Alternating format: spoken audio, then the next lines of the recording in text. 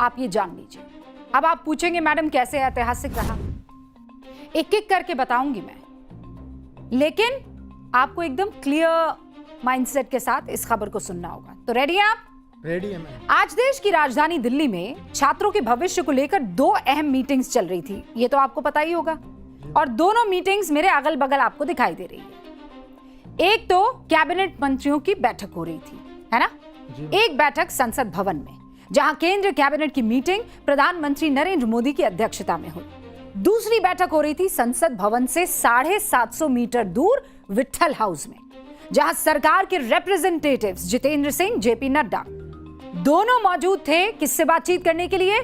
CJP की तरफ से सौरभ दास और आशुतोष रांका से बात करने के लिए। सीजेपी की तरफ से सरकार के सामने 3 मांगे रखी गई है। पहली क्या है कि छात्रों पर केस नहीं होंगे। दूसरी है पेपर लीक की वजह से जिन बच्चों ने आत्महत्या की है, 20+ बच्चे हैं जिन्होंने पूरे देश में आत्महत्या की है, उनके परिवारों को 1 करोड़ रुपए का मुआवजा मिले। और तीसरी शर्त क्या है? देश के शिक्षा मंत्री धर्मेंद्र प्रधान को पद से हटा दिया जाए, यानी उनका रेजिग्नेशन मांगा जाए, इस्तीफा मांगा जाए। सीजेपी के मुताबिक सरकार ने पहली और दूसरी मांग तो मान ली है, उस पर सहमति जता ली है, लेकिन ये जो तीसरी मांग है ना, धर्मेंद्र प्रधान के इस्तीफे वाली, इसके लिए वक्त मांगा है और कल इस पर दोबारा चिंतन होगी, बैठक होगी। बैठक के बाद सीजेपी के ये दोनों प्रवक्ता बाहर निकले। धर्मेंद्र प्रधान के इस्तीफे को लेकर इन्होंने क्या कुछ कहा, आप जल्दी से सुन लीजिए। सरकार से इस बारे में विस्तृत चर्चा हुई है। सरकार ने इस मुद्दे पर, इस पॉइंट पर जवाब देने के लिए कल दोपहर तक का समय मांगा है। हमने सरकार को बता दिया है कि पूरे देश भर में इस समय प्रदर्शन चल रहे हैं, जो प्रदर्शन बढ़ते जाएंगे, और अगर हमें जल्द ही धर्मेंद्र प्रधान का इस्तीफा या बर्खास्ती नहीं मिली तो ये प्रदर्शन और व्यापक होंगे और जल्द ही कॉकरोच जनता पार्टी को एक और नेशनल कॉल देना होगा। अब देखिए, यहां पर एक इशू तो है, इशू को समझना होगा आपको। अगर मैं आपसे कहूं कि बच्चों की दिक्कत क्या है, तो आप क्या कहेंगे? देश भर से बच्चे आ रहे हैं, जंतर मंतर पर इकट्ठा है, उनकी दिक्कत क्या है? उनकी दिक्कत धर्मेंद्र प्रधान है कि उनकी दिक्कत पेपर लीक है और पेपर लीक माफिया है? मैं क्लियर आपसे एक सवाल पूछ रही हूं। धर्मेंद्र प्रधान का इस्तीफा होना चाहिए, सिंबॉलिक होगा, इससे एक प्रेसिडेंट सेट होगा, सब बातें समझ में आती है, लेकिन धर्मेंद्र प्रधान के इस्तीफे से क्या समस्या, व्यवस्था बदल जाएगी, खत्म हो जाएगी? व्यक्ति के बदलने से क्या जो दिक्कत अभी पेरेंट्स को, बच्चों को आ रही है, उसका निदान मिल जाएगा? बहुत ईमानदारी से ये सवाल पूछेगा, क्योंकि धर्मेंद्र प्रधान सेकेंडरी हो सकता है, वो इस्तीफा इंपॉर्टेंट ये है कि अब कोई बच्चा आत्महत्या ना करे। हाँ, ये प्रेशर आप बनाए रखिए, लेकिन साथ में व्यवस्था दुरुस्त होने पर भी लगातार बात होनी चाहिए और लगातार उस पर काम होते रहना चाहिए। राइट? वरना मामला क्या हो जाएगा? सीजेपी पूरी समस्या का जड़ से निदान या समाधान चाहती है कि नहीं चाहती, उस पर बड़ा सवाल लग जाएगा कि भैया ये सब तो ठीक है, ये सब तो ठीक है, पहले इस्तीफा। नहीं, पहले इस्तीफा, पहले प्रॉब्लम का सलूशन। सिर्फ एक व्यक्ति को पद पर हटाकर क्या संतोष कर लेगी सीजेपी? सीजेपी दावा कर रही है कि उसका आंदोलन देश भर में फैल गया है, तो इस आंदोलन का इस्तेमाल व्यवस्था बदलने के लिए किया जाना चाहिए कि नहीं किया जाना चाहिए? क्योंकि अगर व्यक्ति बदलने से पेपर लीक रुक जाता, बहुत ध्यान से सुनिएगा, अगर व्यक्ति के इस्तीफे से, व्यक्ति बदलने से पेपर लीक रुक जाता, तो फिर महाराष्ट्र में टीईटी का पेपर लीक कैसे हो गया? शिक्षा मंत्री धर्मेंद्र प्रधान वहां तो नहीं है।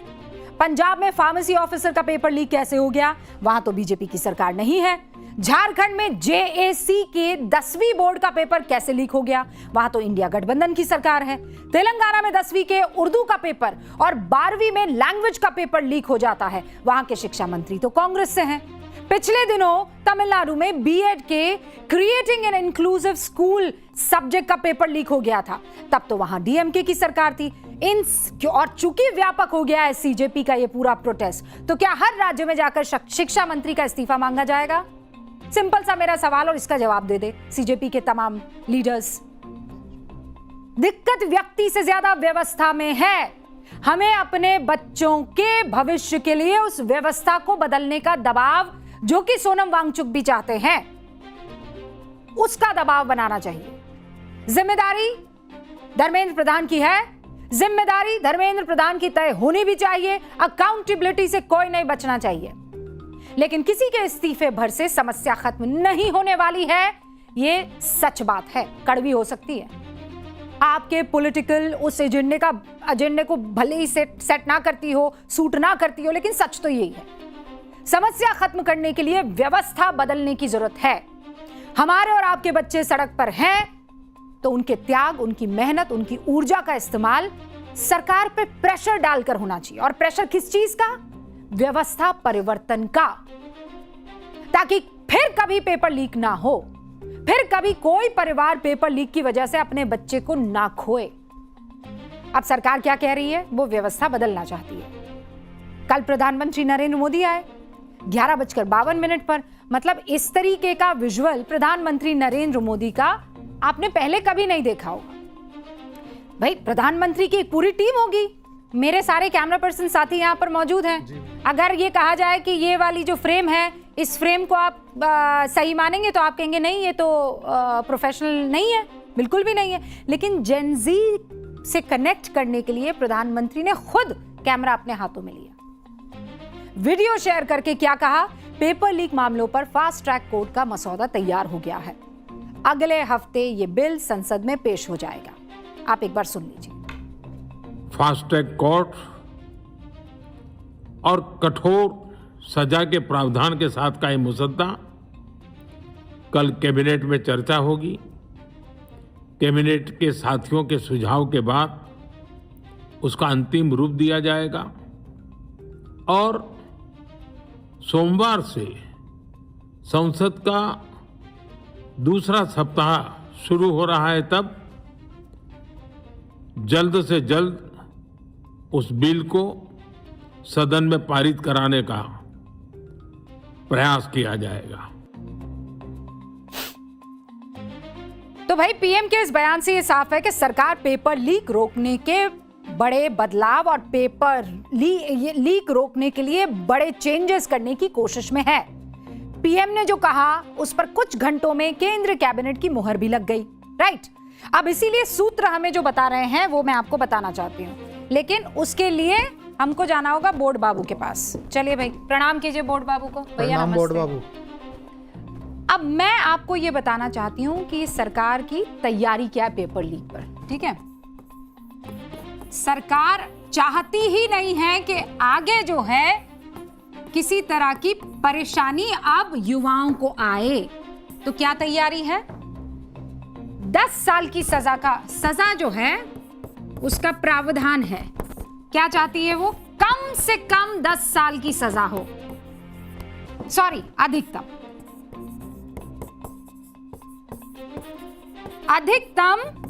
10 साल की सजा का प्रावधान है। अब तक इससे पहले जो सिस्टम था, अगर जुर्माना लगाना होता तो कितना होता था? ना, वो तो अब आया है। इससे पहले जो जुर्माना लगाया जाता था, उस कुछ फाइन जो है वो लगा दिया जाता था, कुछ फाइन होता था, और वो फाइन होता था लगभग 1 लाख रुपए के आसपास, 10 लाख रुपए के आसपास, 1 करोड़ तक वो चला जाता था। लेकिन अब यह हो गया है 10 करोड़ रुपया। 10 करोड़ रुपया जुर्माना लग जाएगा, ठीक है? और दूसरी इंपॉर्टेंट चीज, ये सब कब होगा? जब कोर्ट में सुनवाई हो जाएगी, जब सबूत वगैरह सब रख दिए जाएंगे। अब कोर्ट का तो सिस्टम आप सबको पता है? एक अगर मामला जाएगा तो पीढ़ियां निकल जाएगी। इसीलिए इस्तेमाल किया गया है, कहा गया है fast track court. Fast track court में भी केवल ऐसा नहीं कि फास्ट ट्रैक कोर्ट हो गया, इसमें भी समय सीमा है 3 महीने। 3 महीने का वक्त, 3 महीने में आपको पूरी की पूरी सुनवाई कंप्लीट कर देनी होगी। तो सरकार की यह तैयारी है, सजा 10 साल अधिकतम, जुर्माना 10 करोड़, फास्ट ट्रैक कोर्ट 3 महीने के अंदर अंदर सुनवाई जो है वो पूरी हो जाए। और एक बात बताऊं आपको, यस मैम। फिर चलते हैं उधर। ये जो इस वक्त आप देख रहे हैं ना, ये तैयारी आज से पहले पेपर लीक पर किसी सरकार ने नहीं की है। मैं कोई अतिशयोक्ति अलंकार का इस्तेमाल नहीं कर रही और मैं बताती हूं कैसे। ये वो फैसला है जो इतिहास में कभी नहीं हुआ। भारत के संवैधानिक इतिहास में कभी किसी मामले में सुनवाई की सीमा तय ही नहीं हुई है। ना रेप के मामले में, ना देशद्रोह के मामले में, ना नरसंहार के मामले में। पहली बार पेपर लीक के मामले में यह तैयारी है कि 3 महीने में सुनवाई बॉस पूरी हो जानी चाहिए। यानी भारत में अब छात्रों के भविष्य से खेलने वालों के लिए सबसे सख्त तेवर अपनाए जाएंगे। अब आपके मन में सवाल क्या आएगा? सवाल यह आ सकता है कि फास्ट ट्रैक और 3 महीने में सुनवाई, फायदा क्या होगा इससे? है क्या फायदा हो जाएगा? हुक्म, पाठशाला में पिछली क्लास याद कीजिए, रिवीजन कराऊं? Yes ma'am. मैडम ने आपको बताया था 2002 से 2025 तक 45 बड़े एग्जाम्स में पेपर लीक हुआ। साल बताइए वापस, 2002 से 2025 तक कितने बड़े एग्जाम्स के पेपर लीक हुए? 45। इन सब में 1-1 लाख का या उससे ज्यादा, 1-1 लाख या उससे ज्यादा बच्चे बैठे थे। और अब तक सजा हौले हौले चलिए, हुक्म सजा तो आने दीजिए। अब तक कितने मामलों में सजा हुई है? केवल 2 मामलों में। 45 पेपर लीक हुए, सजा कितनों को मिली? केवल 2 को। सोचिए आप। और जिन 2 मामलों में सजा हुई उसकी कहानी जानना चाहेंगे? हाँ जी मैम। अच्छा भाई, साल था 2002। गुजरात में असिस्टेंट स्टेशन मास्टर भर्ती का पेपर लीक हुआ। हाँ हुक्म। सजा कब हुई जानते हैं आप? जल्दी बताइए, कितनी कब हुई होगी? आगे ना बढ़िएगा, रुकिए। कब हुई? गैस कीजिए, वाइल्ड गैस कीजिए। 2002, 2020, 5 साल और जोड़ दीजिए। 2025 सजा हुई 2025 में। आप चलाइए, यानी 23 साल बाद।